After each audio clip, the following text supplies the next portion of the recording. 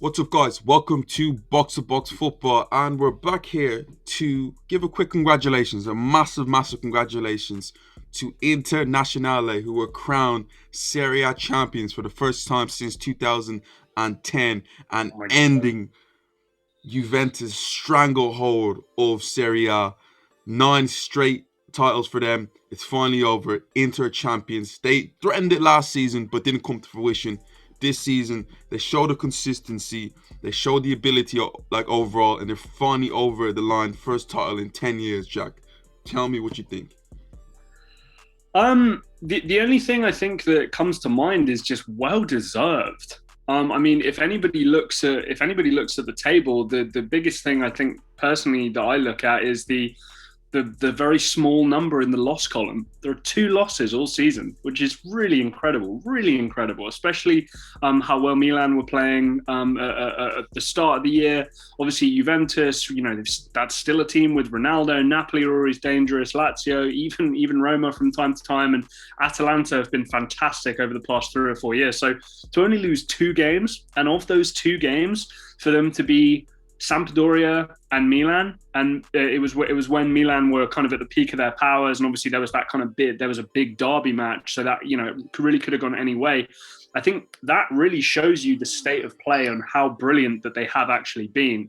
Um, Couple things, I guess, just to point out.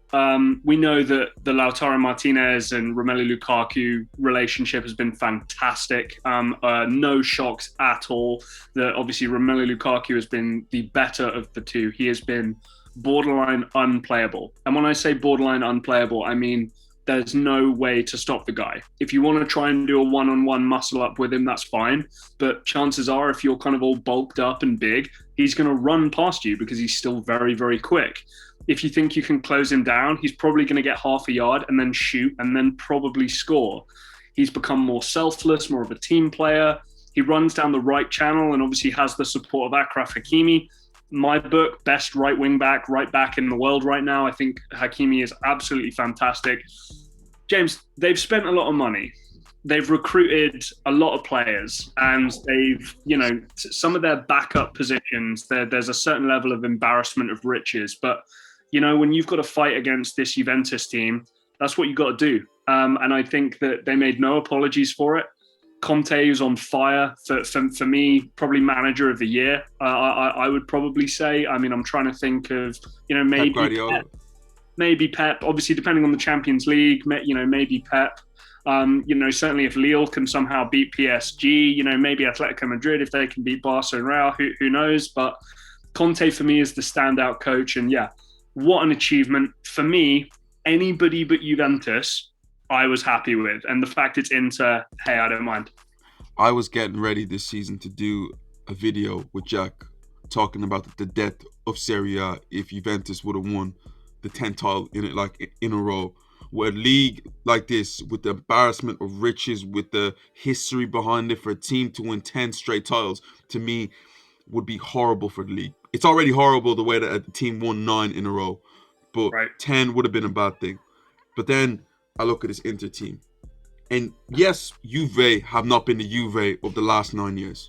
They have fell off dramatically, and we've seen that in the Champions League, and we've seen that in their overall play and their points tally this year. But Inter Milan, it just showed you the ability that they have. But to me, the main thing is their manager, Antonio Conte. When he came to the Premier League, what he did with Chelsea, to me, is one of the most underrated things we've ever seen. He is the reason why in England that you see Sunday League teams playing playing 3 at the back nowadays comfortably, because Antonio Conte brought it to England. Right. And he goes back to Inter Milan in a tough way. This wasn't him going in to a team that he's guaranteed to be successful in. Juve were miles ahead. He's came in here, had his spats with players. He got rid of Inter Milan's best player, Icardi. He got rid of who's the Belgian midfielder, Nangolan. Nangalan. He got rid of some serious players, but he stuck to his guns. He brought in his old player. We'll get to Romelu Lukaku, and he's won them the league. This to me puts him in an echelon where not a lot of coaches can actually hang with him. We're now Right. like people say, who's the best coach in the world? You hear Jurgen Klopp, you hear Pep Guardiola, Simeone. He's right up there, top But three, the top five without a doubt. but the thing is, I think what I want to, I'm sure the scouting department and the executives would like the credit for the recruitment, but the likes of Lukaku, right, pushing forward Lautaro Martinez a little bit more, giving the likes of somebody like Nicola Barella a chance to shine, bringing Christian Eriksen in at the right moment, having Hakimi brought in, like I said, Ashley Young. You've got somebody like Stefan de Vrij, who's never been comfortable in a back two in terms of two centre backs, but then stick him in a three and it's great. Milan Skriniar doesn't love playing in a back three in terms of three centre backs, but Conte found a way to make it work. And then you've got some stalwarts like, Handanovic, these kinds of guys to just kind of bring the whole thing home, Perisic. And then, like I said, James, the crazy thing for me is your backup left wing back is Alexander Kolarov. That's one of Roma's best players over the past few years. You got Matteo Darmian, experienced professional. Arturo Vidal coming off the bench. Alexis Sanchez coming off the bench. But does not credit a manager being able to get these guys to play a role and not using their egos of look what I've done in the past and saying, I need you to come off the bench. I need you to maybe play 30, 40 minutes. You might not start every single game. He he's done that to players. Look at a player like Alexis Sanchez. We knew how much of a star he was at Arsenal. Yes, it didn't work out with him Man United, but he's still a top player. He got him to play a role and buy into what Inter did. So I've got it here. He played about 1,000 minutes this season, right? So he got 10 starts, 17 off the bench. You think, oh, okay, that's not great. But within those 1,023 minutes, he got 10 goal contributions, 5 goals, 5 assists. And that's, that's a goal or an assist every 105 minutes. That's pretty damn good. That's great. And I look at Conte and look at his ability to manage Eriksen. Yes, Eriksen, he left Tottenham to go on to greater things, and it didn't work out for him all the way with Inter Milan, but it just showed you that instead of him letting him go, he brought him in here, there, and has contributed in some big moments leading up to the title. And then, to me, obviously, also, Lautaro Martinez, brilliant. He's also probably going to get a big move soon. But the one guy I need to mention the most important player, their biggest player, their best player, Romelu Lukaku. He made a decision to leave Manchester United, to leave England, to go ahead to a country that it's so hard to score goals in that we weren't sure that a lot of people weren't sure about his level. He's came into Serie A, adapted to what the game is, and has proven that he's one of the best strikers in the world right now. And for him to deliver Inter Milan a Serie A title, that puts him leaps and bounds upon any striker you can think of. I know I'll mention someone like a Harry Kane. People can say Harry Kane's better, but Lukaku just led a team to a Serie A title. And people go, Serie A, it's first one in 10 years. And I think it's important you bring that up, James, because this is something I've always been kind of willing to defend. Yes, Juventus have always been, largely head and shoulders above everybody else. And we know those kind of reasons why. But look, there are 3 teams right now on 69 points. Atalanta currently in second, Juventus and Milan, right? They're all on 69 points. Napoli just behind them with 67. Lazio just behind them with a game in hand on 64. Then obviously you've got Roma, who are playing right now, who are losing 2-0 to Sampdoria. But anyway, the point is, Juventus have come from this dominant spell. It's no guarantee that Juventus will make top 4 this year. And I'm not saying that to try and be dramatic and cute or anything like that.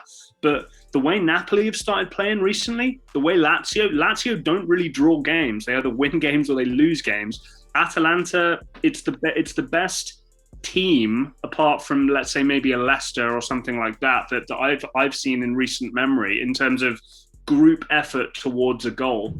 And it just proves, I think, that the competitiveness is there, but it's just been overshadowed by the fact that it's that one team who've won it for the best part of a decade. And also, I just want to bring it up, Jack, the gap between the rest, Inter Milan, and the rest of the teams is points-wise is actually massive, Jack. Mm-hmm. But we're talking 13 points already. Everyone, it just shows you from from second to fifth, the gap is only 2 points.